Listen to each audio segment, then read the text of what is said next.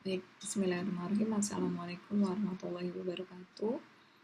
Eh, Baik, Bapak Ibu, kita lanjutkan untuk pertemuan keempat ya, yaitu kita bahas tentang probabilitas ya.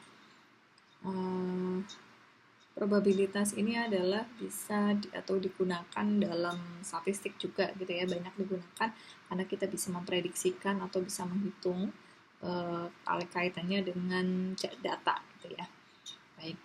Uh, Baik, ini adalah probabilitas. Ya, sebagai pendahuluannya, probabilitas disebutkan sebagai data penampilkan sampel atau proses sampling. Ini juga menjadi dasar, misalkan Bapak Ibu atau kita punya data gitu ya, kita bisa memprediksikan atau menyimpulkan gitu ya dari biasanya kita kumpulkan dulu berupa sampel. Jadi salah satu tujuan statistik adalah menarik kesimpulan mengenai karakteristik populasi berdasarkan informasi yang diperoleh. Kemudian maka diperlukan sebuah metode, ya salah satunya adalah probabilitas ini atau metode peluang. Jadi kita bilang probabilitas itu peluang. Jadi misalkan contoh peluang atau saya mendapatkan nilai gitu ya, nilai terkait dengan statistik atau biostatistik adalah misalkan tadi A gitu ya, peluang berarti kita bisa tahu oh peluang ini berapa besar gitu ya. Jadi kita bisa menghitung menggunakan probabilitas. Kemudian ini konsep probabilitas. Nah, probabilitas adalah peluang kejadian. Jadi peluang kejadian ini kita bisa mengetahui atau membantu pengambilan keputusan. Contoh misalkan kasus-kasus yang sekarang peluang pasien akibat komplikasi gitu ya dari hipertensi berapa persen. Jadi kita bisa memprediksikan berarti data-data yang kita kumpulkan misalkan dengan pemeriksaan fisik, kemudian data pendukung yang lainnya, itu kita bisa kumpulkan sehingga kita bisa memprediksikan peluang kemungkinan terjadi komplikasi pada pasien dengan hipertensi gitu ya. Komplikasi contohnya misalnya stroke itu berapa persen, itu kita bisa menghitung. Sehingga probabilitas ini bisa membantu untuk pengambilan keputusan, strateginya bagaimana sih buat menekan angka kejadian hipertensi misalkan seperti itu. Jadi karena makin tahun makin meningkat nih gitu ya. Jadi kita bisa menghitung nanti. Nah, ini probabilitas suatu ukuran yang memungkinkan peristiwa akan terjadi di masa mendatang. Jadi kita itu bisa memprediksikannya ke depan. Jadi kalau misalkan probabilitas ke belakang itu bukan kita melihat probabilitas, tidak artinya kita bisa melihat peluang, berarti arahnya adalah ke depan.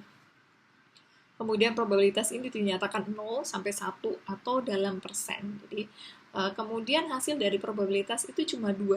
Apa? Hasil outcome-nya itu adalah ini terjadi atau tidak terjadi. Ini kalau misalkan atau peluangnya ini sukses atau gagal gitu ya. Berarti kalau misalkan tadi peluang saya bisa sukses, ya berarti atau misalkan tadi 0 sampai 1. Jadi kalau gagal atau sukses gitu ya. Nggak ada tuh yang tengah-tengah gitu ya. Saya misalnya target saya IPK-nya adalah 3,5. Nah, ternyata pas di akhir berarti peluang saya itu saya misalkan mendapatkan IPK 3,49. Berarti nggak nyampe tuh 3,5 berarti atau 3,4 berarti itu namanya adalah gagal gitu ya. Jadi kemudian event ini adalah istilah-istilah yang biasa kita gunakan dalam atau di probabilitas. Event kumpulan dari satu atau lebih dari terjadi pada sebuah percobaan atau yang dilakukan. Nah, ini adalah rumus probabilitas. Ini P itu adalah probabilitas, E adalah event, kemudian X berarti adalah jumlah kejadian yang diinginkan, kemudian N adalah jumlah keseluruhan atau kejadian yang mungkin akan terjadi. Gitu ya. Ini rumus dari probabilitas. Kemudian ada namanya pendekatan probabilitas. Pendekatan probabilitas ini ada ketiga, yaitu pendekatan klasik, pendekatan subjektif, dan pendekatan empiris. Nanti saya akan jelaskan satu-satu apa itu klasik, subjektif, dan empiris.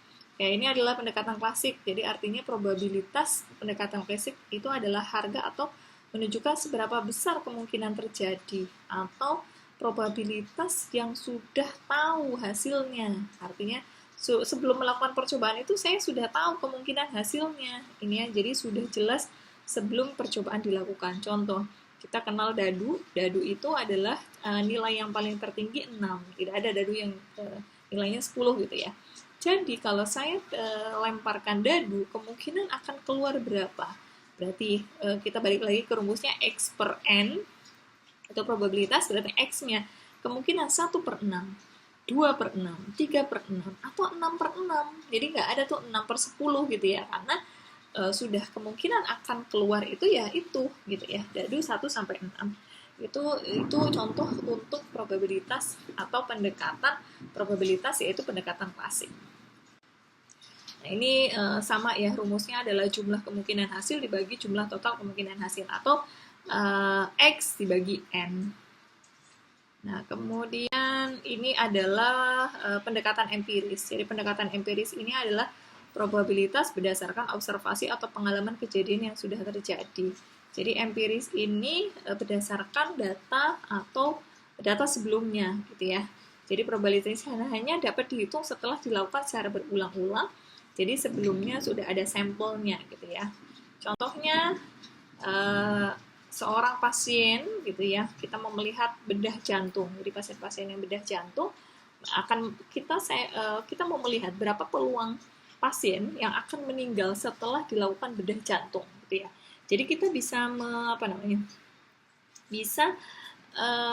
memprediksikan kemungkinan besar berapa persen sih pasien itu akan meninggal. Misalkan contoh di tahun sebelumnya gitu ya, ada 1.000 pasien.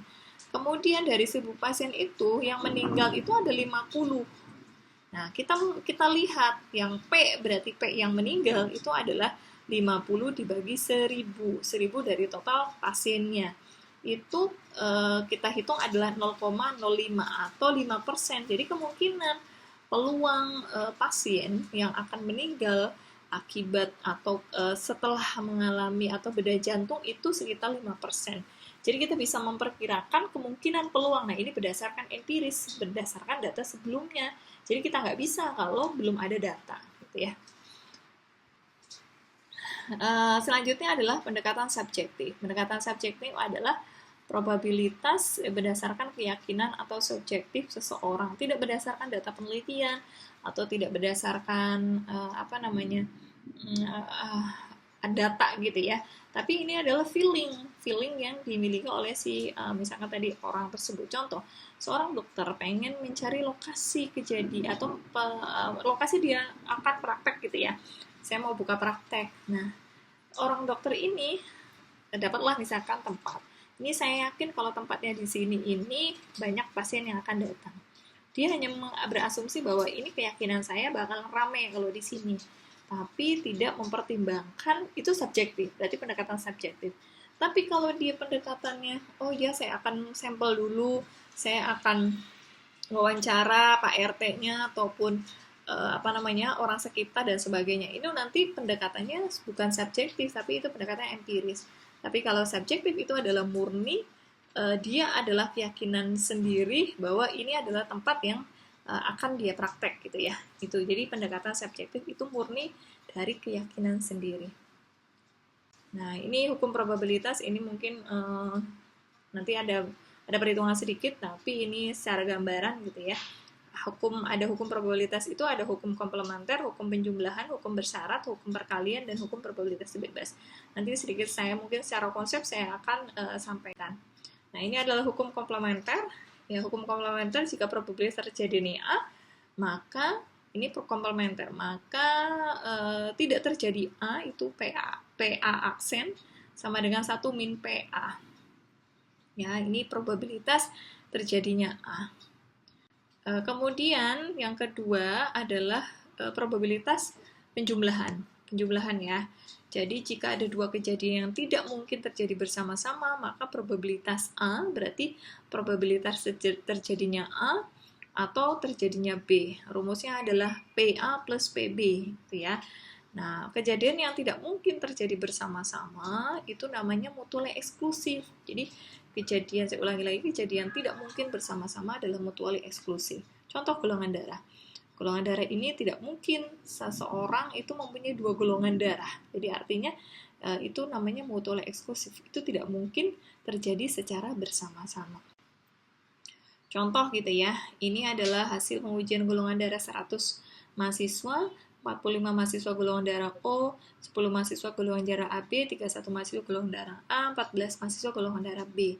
Jika mahasiswa diambil secara acak, diperiksa golongan darahnya, berapa probabilitas mahasiswa memiliki golongan darah A dan golongan darah B. Berarti kita cari dulu PA, berarti golongan darah A itu tadi, golongan darah A itu berapa? 31 ya, 31 per 100, 0,31. Kemudian kita cari golongan darah B. Golongan darah B itu adalah 14 mahasiswa, berarti 14 per 100, berarti 0,14. Berarti tinggal dimasukin ke rumus. PA plus BB, 0,31 ditambah 0,14, itulah 0,45. Tapi, golongan darah A dan B tidak dapat terjadi bersama-sama, itu namanya mutually exclusive, gitu ya. Itu untuk hukum penjumlahan. Nah, ini hukum penjumlahan selanjutnya ada namanya non mutually exclusive. Jadi kemungkinan kejadian ini dia terjadi bersama-sama. Contoh, ini adalah rumusnya PA atau B, PA plus PB dikurangi PA dan B, gitu ya, itu rumusnya, dikurangi PA dan B. Jadi, contoh dulu, di sini pada 100 sampel balita, 150 orang menderita diare, 200 orang menderita ISPA, dan 50 orang menderita diare dan ISPA. Berapa probabilitas seorang balita menderita diare atau ISPA? Nah, ini kita menggunakan rumus penjumlahan. Berarti kita masuk ke P diare atau ISPA. Berarti kita masukkan P diare, jadi berapa? P diare itu 150 penderita gitu ya. Kemudian dibagi 1000, ya berarti 0,15. Kemudian P ISPA, tadi P ISPA adalah 200 per 1000, berarti 0,20.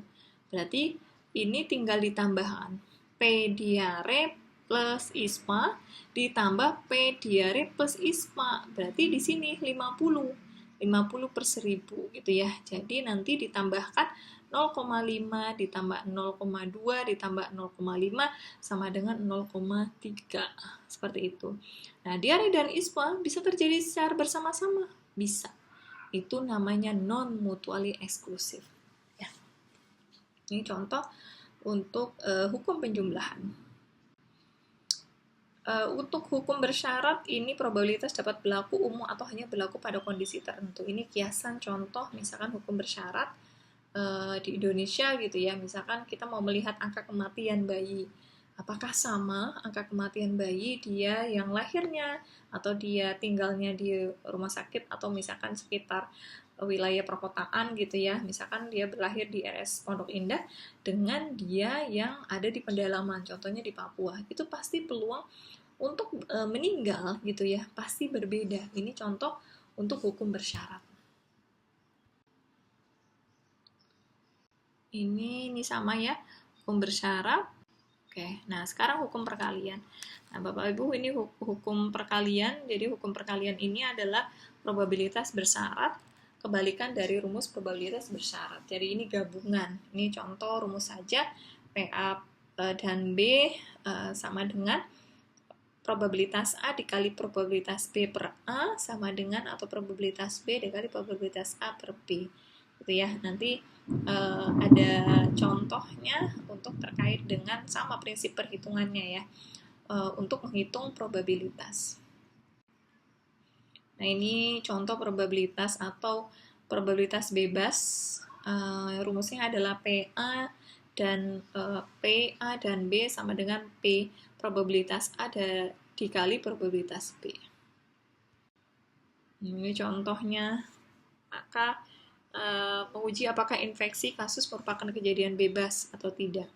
Ya, berarti kalau saya bilang probabilitas infeksi, berarti di sini adalah yang terinfeksi, berarti totalnya 30 per 2000. Kalau yang ditanyakan adalah probabilitas dia terjadi infeksi, gitu ya. Jadi total infeksi di sini 30 per dari totalnya. Jadi sama, rumusnya adalah X dibagi N. Ya, jadi ini bisa nanti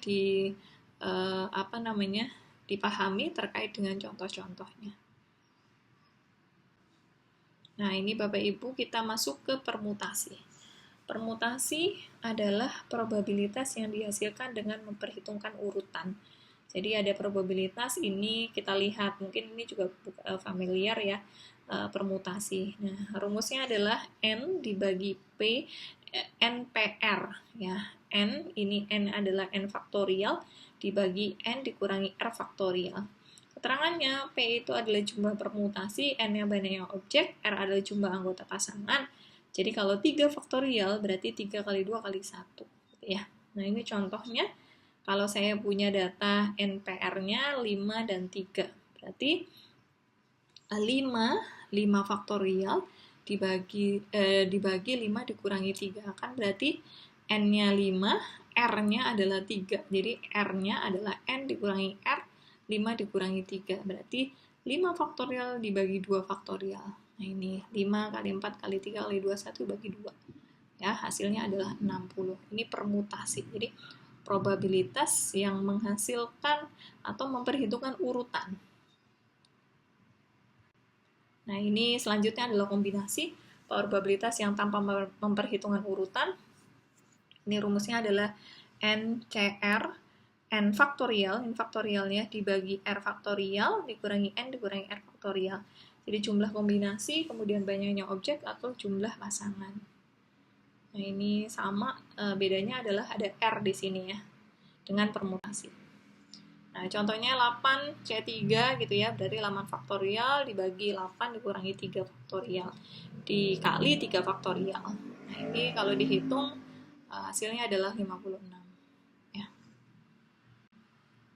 Oke, kemudian selanjutnya adalah distribusi probabilitas. Distribusi probabilitas ini adalah distribusi model atau variabel acak yang menggambarkan cara probabilitas tersebar di semua nilai yang mungkin dari semua variabel. Ya. Distribusi probabilitas ini nanti bentuknya distribusi frekuensi gitu ya, seperti tabel. Berarti ya tabel itu ada baris dan kolom. Nah ini contohnya. Ini adalah tabel contoh distribusi probabilitas. Bentuknya adalah distribusi frekuensi. Nah ini contohnya, misalkan ini ada jumlah, ada frekuensi, dan sama probabilitas. Berarti ini kita cari dulu gitu ya. Berarti ini jumlah anak 0 sampai 4, frekuensinya jumlahnya misalkan tadi sampai kita jumlahkan 45. Nah ini probabilitas berarti 5. Kalau saya tadi di sini probabilitas atau peluangnya berarti X-nya adalah 5 dibagi 45. Gitu ya, berarti 0,11. 5 dibagi 45 0,11, 10 dibagi 45 0,22. Ini X, ini N. Ya, jadi N dibagi X dibagi N, jadi keseluruhannya. Jadi kemudian 15 dibagi 45 0,33, 8 dibagi 45 0,18, 7 dibagi 45 berarti 0,16 gitu ya. Kemudian kita mau melihat peluang untuk mempunyai anak. Kalau kita bilang peluang mempunyai anak 2, berarti lihat berarti berapa di sini? 0,22. Peluang mempunyai anak 2 berarti 0,33. Mempunyai anak kurang dari 3. Kurang dari 3 berarti yang kita lihat berarti kurang dari 3 berarti apa? 0,33, 0,22 dan 0,11. Mempunyai anak paling 2, berarti minimal 2 ya. Sama ya, 0,33 minimal 2, berarti dari 2 dulu berarti 0,33, 0,18 sama 0,16. Kemudian mempunyai anak sekurang-kurangnya 3, berarti sekurang-kurangnya 3. Nah, berarti 0,18, 0,16 gitu ya. Jadi itu contoh-contoh probabilitas ya, probabilitas. Nah ini macam-macam distribusi teoritis, ada distribusi binomial, ada distribusi Poisson, ada distribusi normal, distribusi student, distribusi chi-square, dan distribusi Fisher. Oke, nah nanti sedikit saya singgung ini secara konsep teori saja. Ada distribusi yang paling banyak digunakan dalam penelitian adalah distribusi normal. Nah ini kalau distribusi binomial adalah ini namanya James atau distribusi Bernoulli. Karena apa? Karena penominya adalah James Bernoulli. Jadi distribusi binomial ini Ada trial atau 4 syarat. Jumlah trial merupakan bagian bilangan bulat, setiap eksperimen mempunyai 2 outcome, sukses atau gagal. Itu outcome dari probabilitas ya. Peluang sukses sama seperti eksperimen independen satu dengan yang lainnya. Nih, jadi kalau, nah ini rumus probabilitas atau binomial. Seperti ini rumusnya ya. Oke, kemudian nih contohnya, nanti bisa pelajari. Nah ini, kemudian distribusi normal. Distribusi normal banyak digunakan dalam analisis statistik. Jadi atau distribusi Gauss. Ya, jadi ini paling banyak nanti Bapak Ibu mungkin ada yang menggunakan nanti ya untuk distribusi normal. Nah ini distribusi normal, ini kalau visual sebagai gambar, ini ada rumusnya, ini seperti lonceng gitu ya. Kemudian lonceng terbalik. Ini ya antara kanan dan kiri itu adalah simetris, artinya sama besar. Jadi luasnya misalkan 0,5, 0,5. Jadi kalau totalnya probabilitas adalah 1 gitu ya. Ini visual dalam grafiknya. Oke, kemudian nah ini keputusan uji. Jadi penekanannya adalah di sini distribusi normal. Jadi pengujian keputusan uji, kalau nanti Bapak Ibu ada yang menggunakan pengujian gitu ya, ini data saya normal atau tidak. Nanti ini saya sampaikan ada namanya keputusan uji. Keputusan uji itu akan larinya ke analisis gitu ya. Jadi pengujian uji normalitas ini ada beberapa ahli yang menyatakan kalau saya datanya 30 atau lebih itu sudah terhitung normal. Tapi ada juga yang menyatakan kalau datanya itu jumlahnya sudah 100 baru dikatakan normal. Jadi kenapa uji normalitas ini penting Bapak Ibu? Karena sebagai pengujian dasar ketika saya akan memilih uji statistik yang digunakan. Contoh saya mau menggunakan uji C-square. Uji C-square ini nanti arahnya adalah syaratnya salah satunya misalkan data harus terdistribusi dengan normal. Berarti kita tahu dulu datanya terdistribusi normal atau tidak, maka kita melakukan pengujian uji normalitas datanya. Nah, kalau beberapa ahli yang menyatakan kalau datanya sudah cukup nih, saya bilang datanya ada 100 gitu ya. Nah, itu ada yang menyatakan bahwa ahli bilang, oh ini sudah cukup gitu ya, normal. Tapi ada juga yang menyatakan tetap harus melakukan uji normalitas data. Nah, ini ketentuan ujinya nanti Bapak Ibu mungkin ada praktek gitu ya secara luring. Ini ketentuan ujinya kita bisa melihat dari peplot. Peplot itu seperti grafik gitu ya. Kemudian kalau dilihat dari peplot itu harus mengikuti atau mendekati garis diagonal. Itu dikatakan dia normal. Kemudian bisa juga kita menguji dengan garis histogram. Dari garis histogram ini dia akan melengkung seperti lonceng terbalik gitu ya. Titik lengkungnya 0 sampai banyaknya angka gitu ya. Nanti kita lihat contohnya. Kemudian ketiga, kalau saya tidak yakin dari peplot sama histogram, nanti Bapak Ibu bisa mengujikan dengan uji statistik dengan namanya Kolmogorov-Smirnov. Itu kalau dia dinyatakan normal berarti nilai signifikannya itu di atas 0,05 gitu ya. Jadi kebalikan dari p-value. Kalau tadi uji normalitas itu di atas 0,05 baru dikatakan normal. Kalau p-value kurang dari 0,5 dikatakan ini signifikan gitu ya. Jadi kebalikan dari p-value. Ini contohnya misalkan data set mahasiswa. Nah, ini nanti Bapak Ibu secara aplikasi nanti tidak secara manual gitu ya. Nanti menggunakan aplikasi. Nah, kemudian Kolmogorov-Smirnov itu jika datanya lebih dari 30, kalau Shapiro-Wilk kurang dari 30, berarti sampelnya Bapak Ibu ini. Nah, kemudian misalkan saya mengolah data set gitu ya, kemudian kita lihat sampelnya berapa, baru kita melakukan pengujian. Ini contoh, nanti ini adalah bisa dilakukan secara luring ya, untuk praktek langsung. Nah, ini visual gambarnya ketika data itu sudah dimasukkan. Nah, kita mau melihat ini datanya normal atau tidak. Nah, yang pertama kita lihat dulu dari peplot di sini ya. Peplot. Nah, kalau di peplot, kalau dinyatakan normal, maka garis atau sampelnya itu mengikuti garis diagonal. garis diagonal tuh ini Bapak Ibu. Nah, ini garis diagonal. Berarti yang bulat-bulat ini nih, ini adalah datanya. Berarti kalau dia mendekati itu berarti normal, tapi kalau menjauhi berarti tidak normal. Nah, ini coba dilihat, ada yang mendekati, ada yang menjauhi gitu ya. Tapi kalau dilihat ini tidak membentuk garis diagonal. Tapi kita kunci dulu, ini kemungkinan tidak normal. Kemudian, lihat dari histogram. Histogram tadi, si balok-balok histogram ini harus membentuk apa? Lonceng terbalik gitu ya.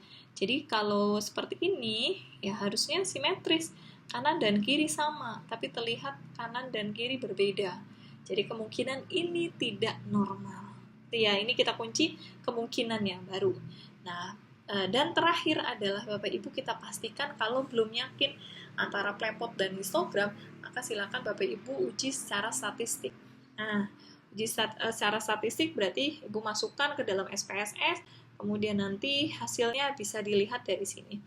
Nah, kalau lihat dari datanya Bapak Ibu tadi, nah hasilnya yang Bapak Ibu lihat adalah sectile-nya. Berarti sectile-nya di sini berapa? 0,000. Artinya apa? Kita mengacu tadi secara konsep teori, ketika p-value gitu ya, di atas 0,05 maka dinyatakan normal distribusinya. Tapi kalau kurang dari 0,05 maka itu tidak normal. Berarti kesimpulannya data yang tadi kita gunakan itu berarti datanya tidak normal. Dengan hasil apa? P-value-nya atau P-sectile-nya adalah 0,00 gitu ya. Seperti itu. Jadi ini sudah dipastikan datanya tidak normal. Nah, tadi kita kunci yang p-plot gitu ya. Berarti itu memang tidak normal. Histogram juga tidak normal. Gitu ya. Jadi itu mungkin Bapak Ibu yang bisa saya sampaikan terkait dengan probabilitas dan distribusi normal. Saya hanya fokus ke distribusi normal sehingga nanti Bapak Ibu ada yang bisa melakukan pengujian atau uji normalitas data. Untuk prakteknya mungkin nanti akan secara luring ya terkait dengan praktek SPSS-nya. Baik Bapak Ibu, mungkin itu yang bisa saya sampaikan. Kurang lebihnya saya mohon maaf. Saya tutup. Wassalamualaikum warahmatullahi wabarakatuh.